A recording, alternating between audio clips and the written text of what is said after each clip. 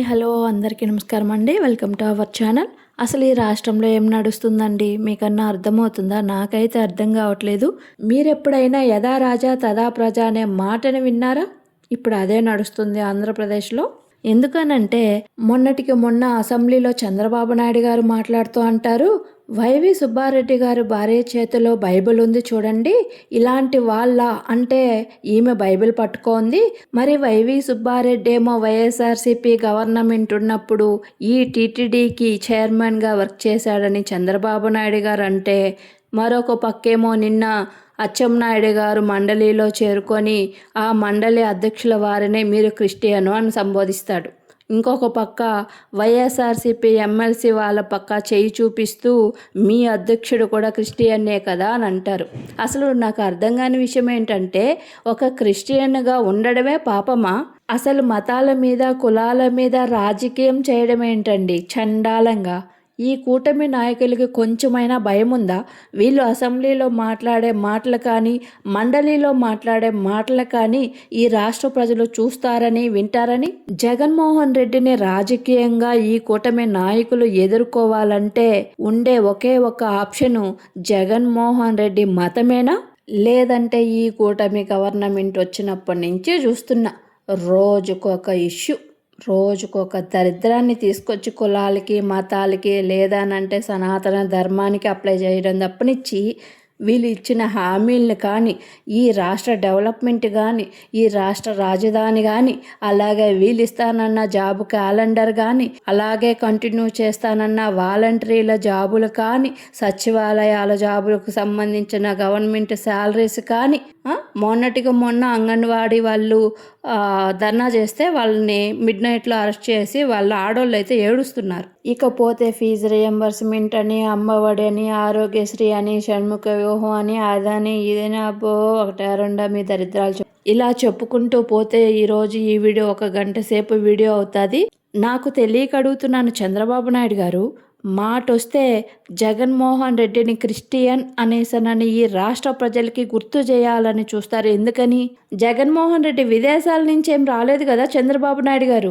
మీలాగా నాలాగా ఈ భారతదేశంలోనే పుట్టి పెరిగాడు కదా. అంతేకాదు చంద్రబాబు నాయుడు గారు జగన్మోహన్ రెడ్డి గారి తాతగారైన రాజారెడ్డి గారు ఈ క్రిస్టియన్ మతంలోకి కన్వర్ట్ అయ్యారు. అంతకు ముందు జగన్మోహన్ రెడ్డి గారి 4 ఫాదర్స్ ఉంటారు కదా, వాళ్ళు హిందువులుగానే ఈ భారతదేశంలో బతుకుంటారు కదా.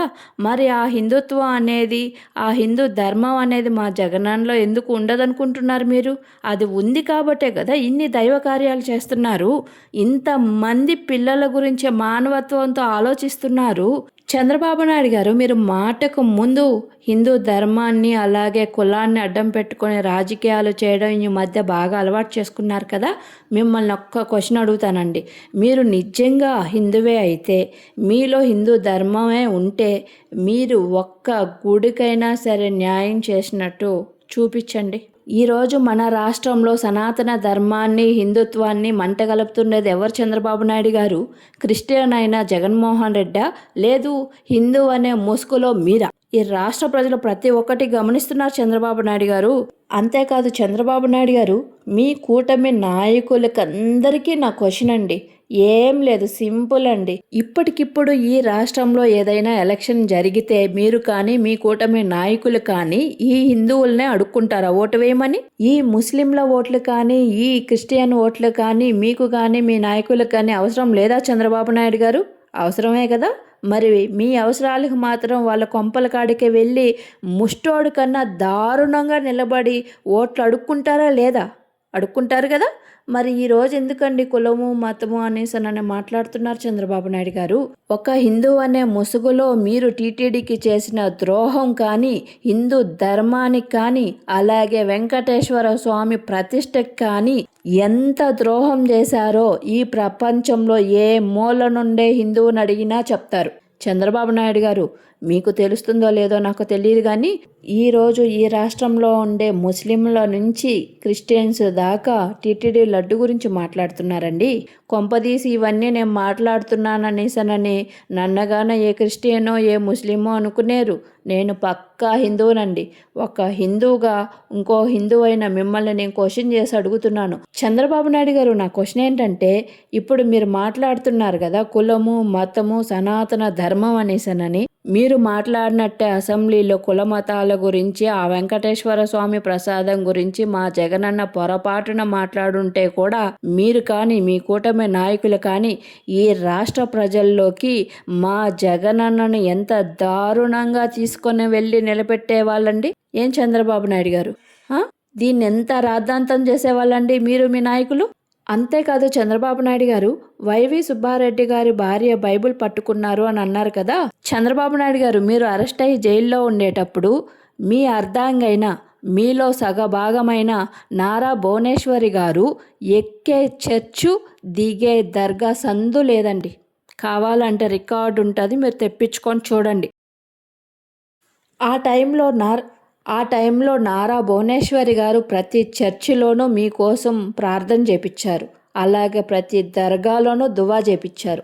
ఎందుకనంటే మీకు తొందరగా బెయిల్ రావాలనో, లేదా అనంటే మీకు ఆరోగ్యం బాగుండాలనో, లేదు అక్కడే ఉండిపోతే బాగున్నానో మాకు తెలియదు కదా ఏంటనేది. ఎందుకనంటే ఆ మధ్య మీరు అరెస్ట్ అయినప్పుడు మిమ్మల్ని జైల్లోనే ఉంచేసి ఈ స్టేట్కి తన కొడుకునైనా ఆమెనా సీఎం అవ్వాలన్న ఆలోచనలో ఉన్నారని అప్పట్లో కథనాలు వచ్చాయి. మరి ఇప్పుడు చెప్పండి చంద్రబాబు నాయుడు గారు, నారా భువనేశ్వర్ గారు ఏ మతానికి చెందినవారని? అంటే క్రిస్టియన్ మతానికి చెందినవారా, ముస్లిం మతానికి చెందినవారా, లేదంటే హిందూ మతానికి చెందినవారా? మీరు కూడా ఎన్నోసార్లు ఈ క్రిస్టియన్స్కి సంబంధించిన వాటిల్లో పాల్గొని వాళ్ళకి సంబంధించిన సువార్తలు కూడా చదివిన సందర్భాలు ఉన్నాయి కదా. ఒక రాష్ట్ర సీఎంగా ఉండే మీరు ఈ కుల మతాల గురించి మాట్లాడి మీ స్థాయిని దిగజార్చేసుకుంటున్నారు చంద్రబాబు నాయుడు గారు. భారతదేశం అనేది ఒక కులానికో ఒక మతానికో సంబంధించింది కాదండి.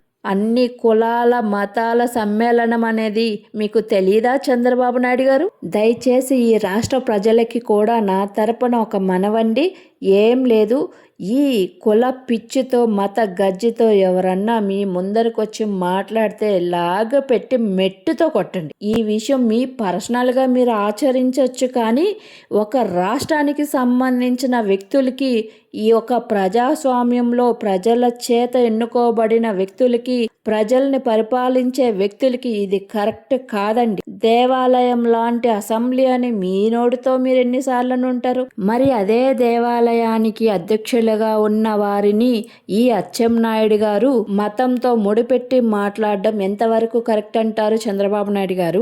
ఇంకా చాలు చంద్రబాబు నాయుడు గారు, దయచేసి ఈ మతాల గురించి, కులాల గురించి, సనాతన ధర్మం గురించి మీ నోటితో చెప్పకండి. టీటీడీకి చైర్మన్గా ఉన్న బిఆర్ నాయుడు తప్పు చేస్తేనే నీ గవర్నమెంట్లోనే ఏం పీకలేకపోయారు చంద్రబాబు నాయుడు గారు.